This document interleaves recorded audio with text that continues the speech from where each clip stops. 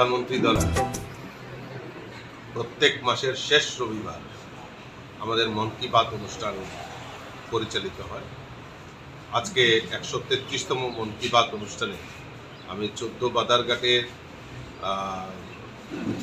24 নম্বর বুথে আজকে চারিপাড়া স্কুলে আমরা সবাই সমবেত হয়েছি।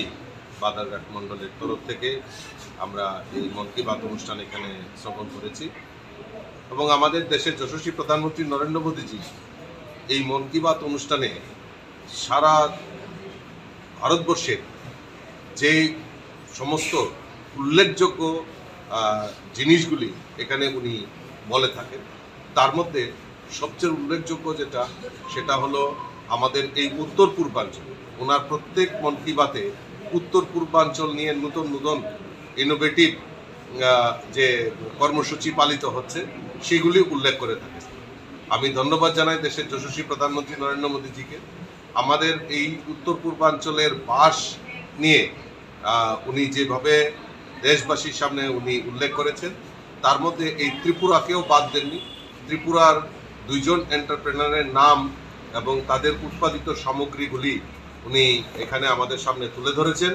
এটা আমরা ত্রিপুরাবাসী হিসাবে গর্ববোধ করি এবং আগামী দিন এই ত্রিপুরা রাজ্যকে আরও উন্নত জায়গায় পৌঁছে দেওয়ার জন্য আমাদের দেশের যশস্বী প্রধানমন্ত্রী প্রত্যেক মন কি বাত অনুষ্ঠানে এই ত্রিপুরাকে উনি উত্তর পূর্বাঞ্চলের মধ্যে বিশেষ করে ত্রিপুরাকে উনি উল্লেখ করে থাকেন।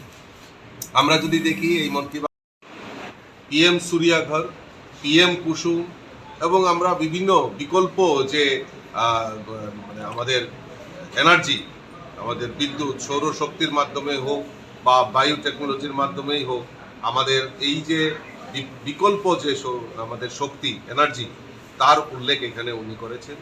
আমাদের এই বিজ্ঞানকে কাজে লাগিয়ে বিভিন্নভাবে আমাদের সেক্টরে যে উন্নত করা যায় তার প্রয়াস, তার যে প্রযুক্তি যে চলছে সেটাও উনি উল্লেখ করেছেন। আমাদের যে অলিম্পিয়াড, যে ম্যাথামেটিক্স অলিম্পিয়াড হয়, সেখানে ভারতবর্ষের মেয়েরা সেখানে রিপ্রেজেন্ট করেছে, এটাও উনি উল্লেখ করেছেন। আমাদের মানে ভারতবর্ষে তৈরি চিজ এখন বিদেশে রপ্তানি করা হচ্ছে, এটাও উনি উল্লেখ করেছেন। তো এই যে একটা মানে সারা ভারতবর্ষের উল্লেখযোগ্য ঘটনাগুলি আমাদের সামনে, আমাদের দেশবাসীর সামনে উনি এই মন কি বাত অনুষ্ঠানের মাধ্যমে রাখেন, এটা সত্যি একটা অকল্পনীয় এবং আমাদের সমস্ত বিষয়ে জানকারি এখানে আমাদেরকে সম্পৃক্ত করেন প্রধানমন্ত্রী। তো এটাই আমাদের কাছে সবচেয়ে বড় প্রাপ্তি। আমি আশা করি যে আগামী দিন ভারতবর্ষ ওনার নেতৃত্বে, সুদক্ষ নেতৃত্বে যেভাবে এগিয়ে যাচ্ছে সেটা আমাদের কাছে গর্বের বিষয়। আরেকটা জিনিস উনি উল্লেখ করেছেন যে আমাদের 25শে বৈশাখ কবিগুরু, আমাদের কাছে সবচেয়ে জনপ্রিয় কবিগুরু রবীন্দ্রনাথ ঠাকুরের জন্মদিন।